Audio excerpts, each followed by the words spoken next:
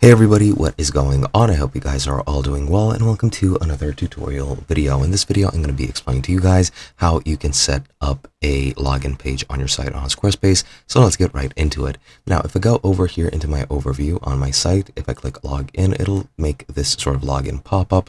I'm not sure exactly how this is done. I'm pretty sure this is an integrated function of each site.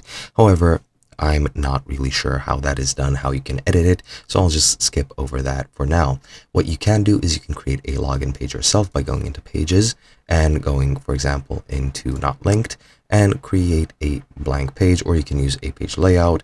You can use whichever one of these you would like, but I'm just going to create a blank page and I'm going to name it login. And now that we have our login page, it's going to be empty and we're going to click on edit. And here we're going to add a new section. Once we add this, you can add whichever one of these sections here you want. I'll go into forms and you can select whichever form you want over here, but I'll go over and add a blank section myself.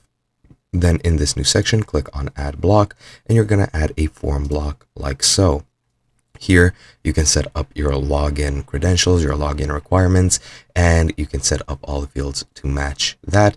And then you could possibly use your form and connect it to the official login pop-up. For this, you're most likely going to have to use some HTML injection or any other code. I'm not very proficient in coding for web design and web development, so I'm not going to be showing you anything since I'm not myself sure how, but that is pretty much the gist of it. Hope you guys enjoyed, and I'll be seeing you guys in another video.